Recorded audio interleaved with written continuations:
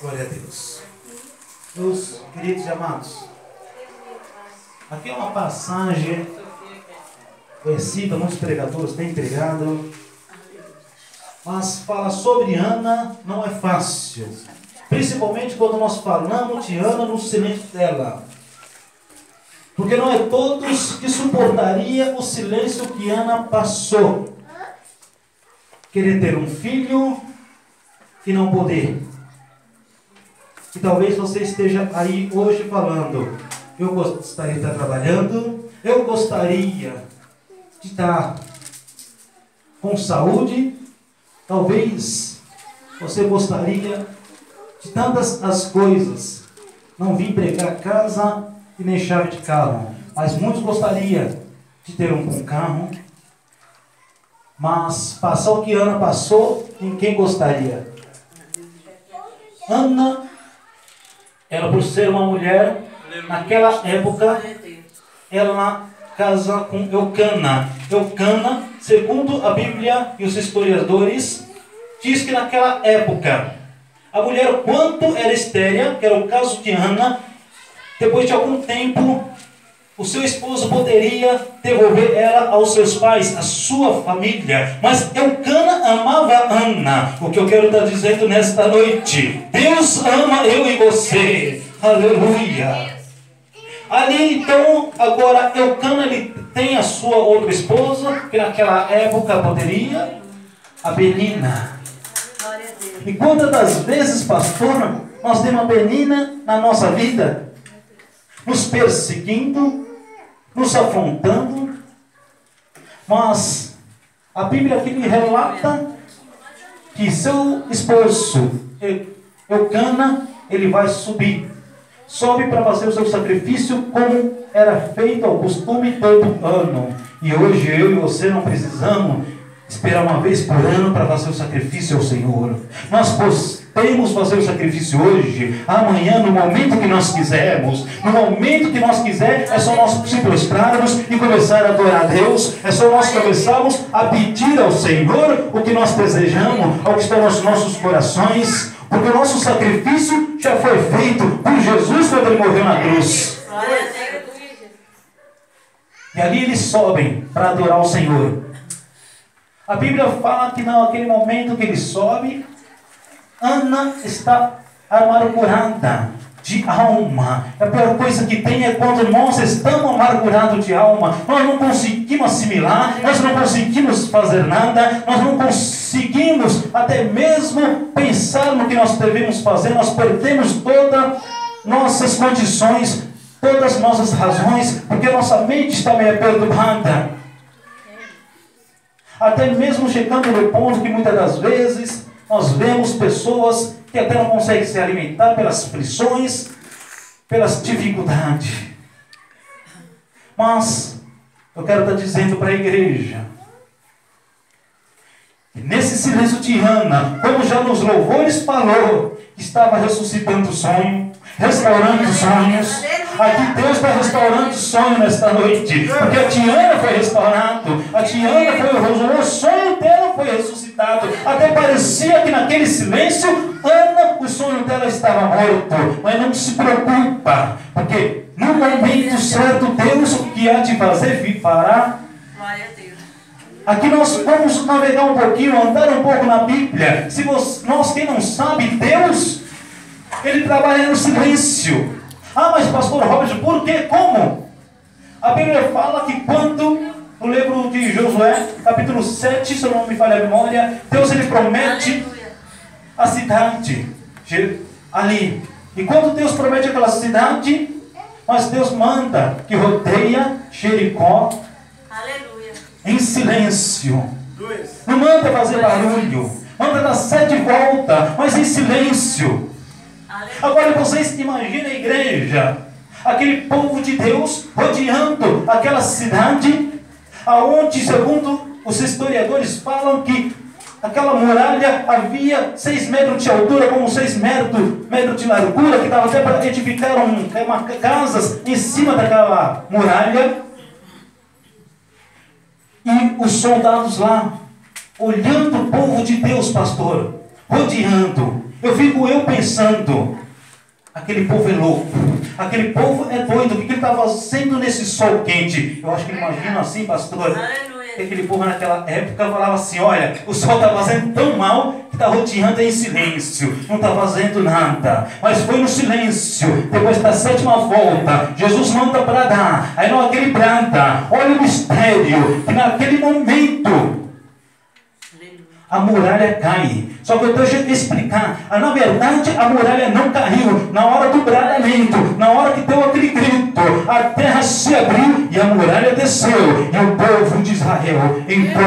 Aleluia. Mas pastora, mas diz que a muralha caiu. Segundo nossos historiadores, não caiu. Até porque eu entendo assim, que se a muralha fosse cair, o povo de Israel morreria. Porque se fosse cair para dentro, eles não poderiam entrar e conquistar a terra também prometida por Deus. Aleluia. Mas Deus, nosso Deus, Ele é tão grande, Ele abriu a terra e consumiu aquela muralha. O que eu estou querendo dizer nesta noite, Deus está abrindo terra, Deus está abrindo porta de emprego, porta de emprego, que seja para você poder ser honrado nesta noite. Aleluia. Porque o seu sonho está sendo ressuscitado, seu sonho está sendo restaurado. Oh, aleluia. Aquilo que parecia ser impossível, para ti não é impossível. Porque quando Deus Ele promete, Ele cumpre. Porque meu Deus, Ele não é filho do homem para que minta, e muito menos para que se arrependa. Nosso Deus, Ele faz no tempo certo. O livro de Eclesiástico, capítulo 3, diz assim a Bíblia: tudo há um tempo, no tempo determinado. O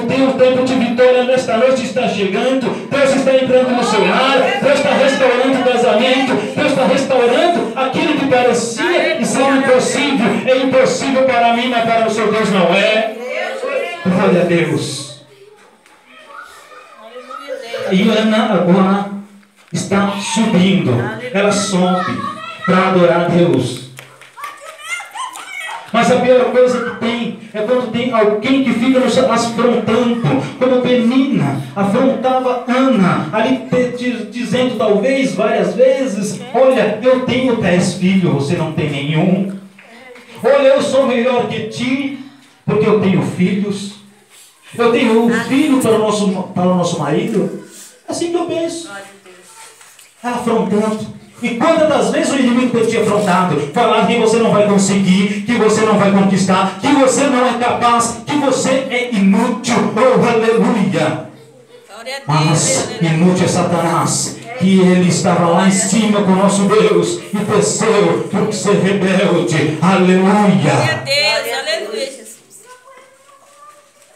Mas Ana, ela faz uma coisa que muitas das vezes eu e você não fazemos: desistimos, deixamos de orar, deixamos de pedir para quem tem que ser pedido, deixamos de clamar a Deus, ao Deus Altíssimo, ao Deus que restaura, ao Deus que faz, aquele Deus que é conhecido como o leão da tribo de Judá. Eu sou Emanuel. Oh, aleluia. Aleluia. Aquele Deus que ele entra na fornalha antes de você entrar. Aquele Deus que até cala a boca, faz um leão jejuar para não te devorar. Aleluia. Aleluia. É desse Deus que eu estou falando. É desse Deus que Ana, ela estava orando naquele dia, naquele momento da sua aflição no templo. Aleluia. Glória a Deus. Aleluia. E eu gostaria de perguntar para a igreja: Aleluia, Deus. quantas das vezes você tem orado, pedido ao seu Deus? E às vezes nós temos ido a pessoas erradas para falar dos nossos problemas. Nos nossos problemas nós temos que contar para Jesus. Conte para Ele. Faz igual Ana. Se prostrou diante de Deus. Estava com a sua boca ao pó, ali clamando. Livro de Lamentações, se eu não me falha a memória, capítulo 3, verso, se eu não me engano, 28.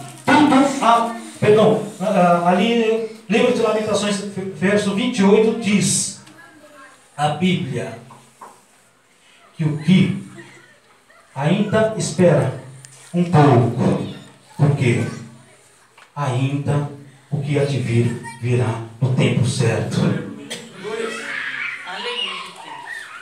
Glória a Deus. Espera um pouco. É o tempo certo que há de vir. Livro de Lamentações. Quando Jeremias está lá nos seus momentos. Mas nós vemos Ana ali chorando, amargurado. E como nós vemos também naquele momento que o sacerdote Eucana vem ali, olha para ela e fala: se afasta deste vinho.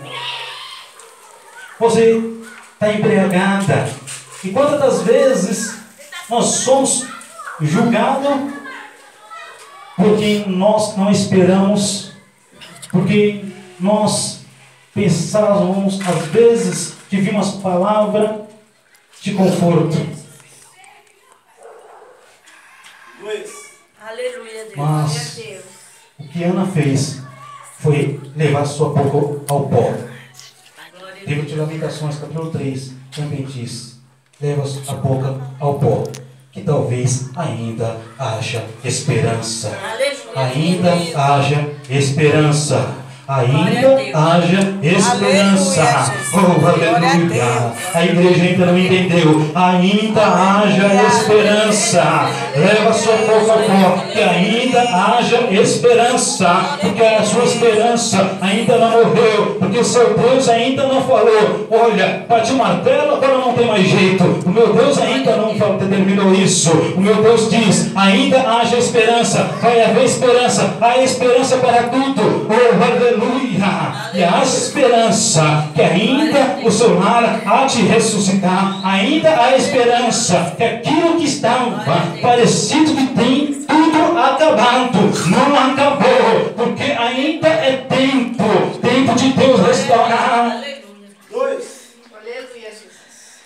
Não é no meu tempo, não é no seu tempo. Tem momento que Deus permanece calado.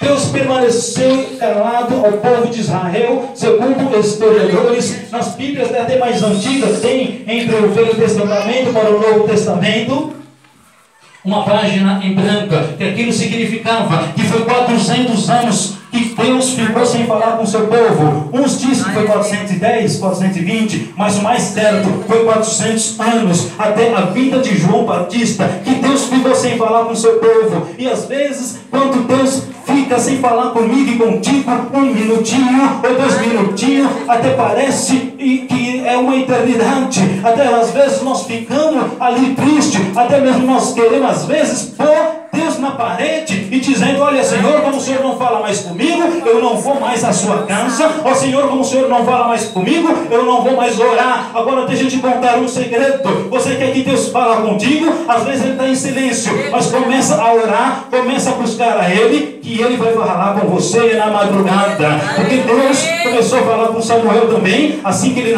nasceu. Oh, aleluia. Depois de alguns anos, Ele começa a falar com Samuel. Sabe como? É na madrugada. É na madrugada que Deus começa a te chamar. Começou a chamar aquele filho prometido que Ele prometeu para Ana. Olha, Samuel. Ei, Samuel. É assim que Deus quer falar contigo. É na intimidade. Mas tudo isso é no silêncio. É na calma. É no tempo dEle. Porque no silêncio Deus nos prepara. Porque às vezes eu e você não estamos preparados para ouvir a voz de Deus. Oh, aleluia. Mas ali nós voltando, nós vemos que Ana é taxada como embriagada. Mas Deus é tão bom que Deus concede o desejo de Ana.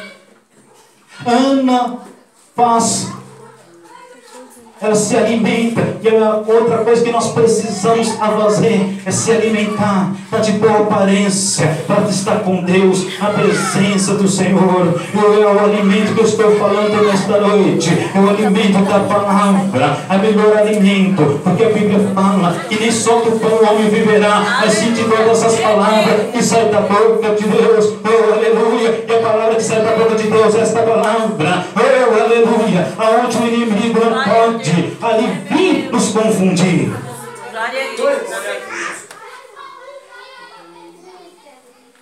Ana parte, vai embora para casa. Aleluia. Ali, a Bíblia fala que Ana, o seu esposo, se conhece. E naquela noite, Deus visita Ana. O que eu quero estar dizendo? Deus está visitando crente, está visitando o seu lar, está visitando o meu lar, está visitando a minha vida. Deus está visitando em todas as maneiras, sentimentalmente falando também espiritualmente. Oh, aleluia! Fisicamente, ali Deus está visitando, curando o enfermo, curando aquele machucado, aquela ferida, aquela doença, que até parece que para os médicos não tem cura, mas para o meu Deus tem cura.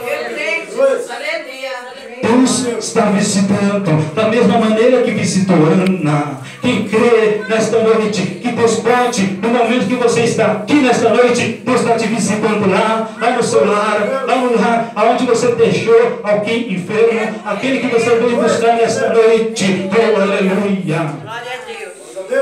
Deus está visitando lares, Deus está visitando o enfermo, porque a Bíblia é bem clara que a oração de um justo pode muito com seus efeitos. Enquanto nós estamos aqui nesta noite adorando ao Senhor, Deus pode estar visitando aquele teu parente que se encontra preso, aquele que está ali no leito de UTI, enfermo. Oh, aleluia! Deus pode ressuscitar, Deus pode restaurar aquilo que parece ser impossível. Às vezes Deus confunde a medicina para que saiba que só Ele que pode fazer, que só Ele é que pode estar curando. Amém? Glória a Deus. Igreja, aqui é o que eu tenho só para dizer nesta noite. Eu gostaria que a igreja se colocasse em pé. Eu gostaria de estar fazendo uma oração da fé. Oh, aleluia. Aleluia. Glória a Deus. Oremos, Senhor meu Deus. Meu Pai, neste momento, Senhor, não seja eu orando, mas sim, Senhor, que agora neste momento, que aqui venha, Senhor, e nós está sendo usado. Sim, Pai, que neste momento começamos, meu Pai, a repreender toda a obra de macumbaria, toda a obra de feitiçaria, toda a obra de umbanda, candomblé, a qual que seja, toda magia negra. Oh, meu Deus, eu repreendo todo o mal, toda a fúria do inimigo, aquela que se encontra no seu